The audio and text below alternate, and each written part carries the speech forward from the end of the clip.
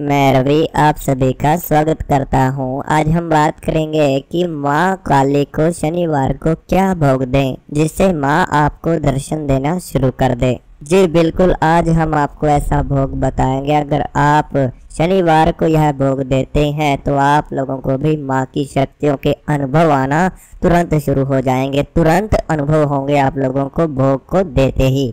लेकिन उससे पहले एक बात जाननी बड़ी ही ज़रूरी है, क्योंकि भोग भी दो तरीके से दिया जाता है। एक सात्विक भोग दिया जाता है, दूसरा है तामसिक भोग। जिन साधकों के घरों में तामसिक भोग शुरू से चलता है तो उन्हें तामसिक भोग देना अनिवार्य होता है। इस बारे में आप लोगों को पता होना चाहिए। ऐसे ही जिन घरों में सात्विक भोग माँ के नाम से दिया जाता है उन साधकों को केवल सात्विक भोग ही देना चाहिए। अगर वह तामसिक भोग दे देते हैं तो वह आने वाले समय में बड़ी ही परेशानियां भरा जीवन व्यतीत करते हैं, क्योंकि एक बार तामसिक भोग देने से माँ आपसे रुष्ट भी हो सकती है। क्योंकि जब आप शुरू से ही आपके घर में परिवार में माँ के नाम से सात्विक भोग दिया जाता है और आप फिर भी तामसिक भोग दे देते हैं तो ऐसे में आपके जीवन में परेशानी आ ही सकती है। सबसे पहले तो आप लोगों को यह बात हमेशा ध्यान रखनी है कि जब भी आप माँ को भोग दें, आप अपनी इच्छा अनुसार माँ को कोई भी भोग दे सकते हैं, लेकिन उससे पहले जो आप लोगों के घर से शुरू से ही भोग दिया जाता है वह भोग देना आप लोगों को अनिवार्य होगा। और जब आप माँ काली के नाम से पूजा करते हैं, उनके नाम से दीपक जलाते हैं, तो आप लोगों को मंत्र जब भी माँ के नाम से जरूर करना होगा, या फिर आप नाम जब भी माँ का कर सकते हैं।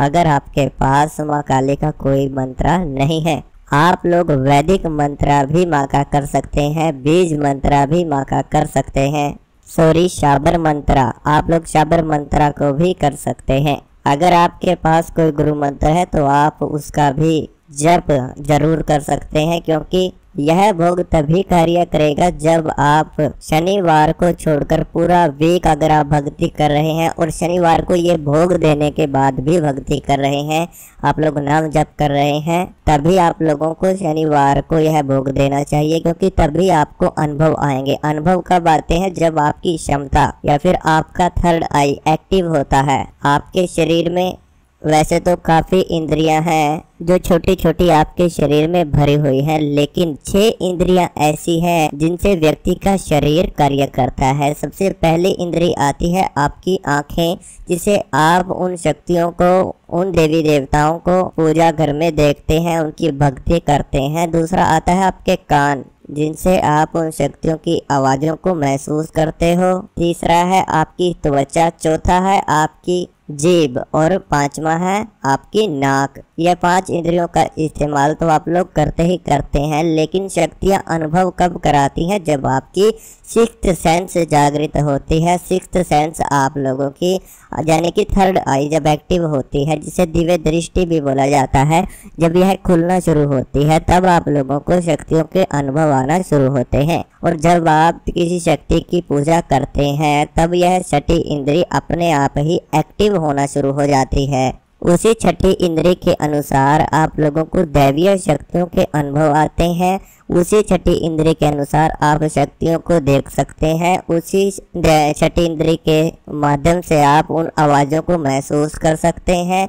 उसी छठी इंद्री से आप लोगों को शक्तियां ध्यान में दिखाई पड़ती हैं। तो यह सिक्स्थ सेंस आप लोगों को एक्टिवेट करने की आवश्यकता पड़ती ही पड़ती है, और यह अपने आप ही जागृत होना शुरू हो जाती है जब आप मेडिटेशन करते हैं, शक्तियों का ध्यान करते हैं, मंत्र जप करते हैं।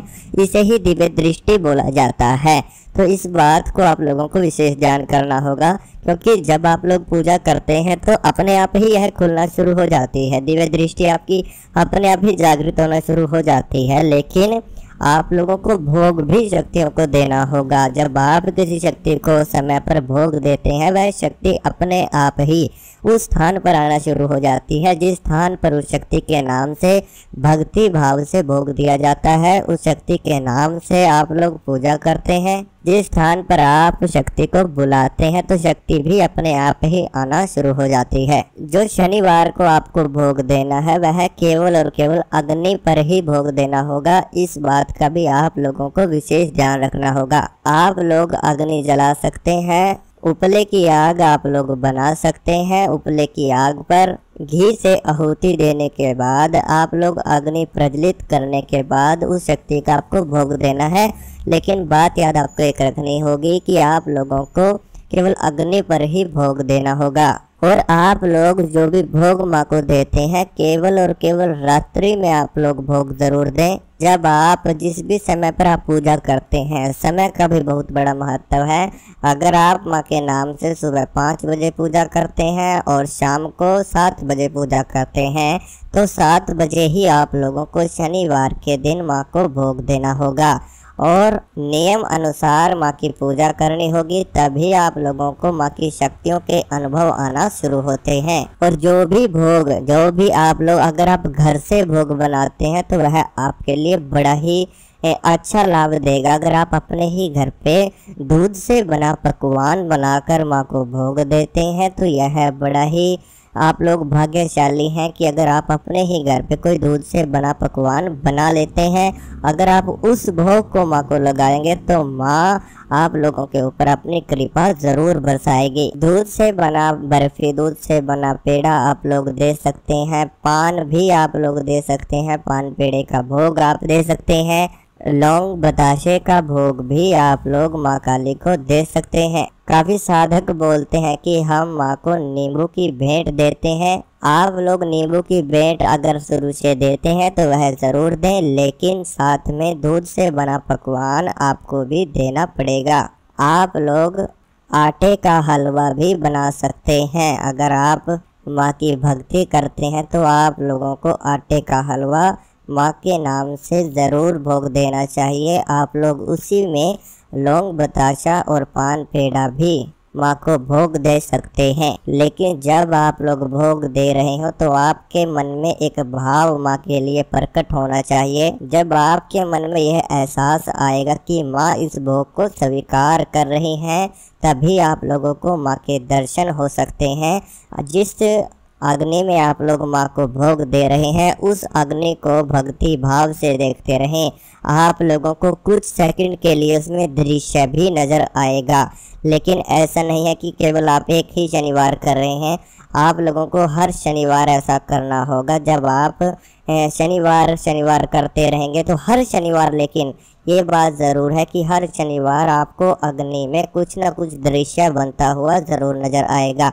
जैसे जैसे आप हर शनिवार को माँ के नाम से भोग देते रहेंगे वैसे वैसे माँ आप लोगों को अग्नि में दिखाई दे सकती है। भोग स्वीकार करने के जो अनुभव है वो आपको हो सकते हैं। माँ के दीपक की जो लो है वह ऊपर की तरफ उठना शुरू हो जाएगी और वह बिना हवा से भभकना शुरू हो जाएगी।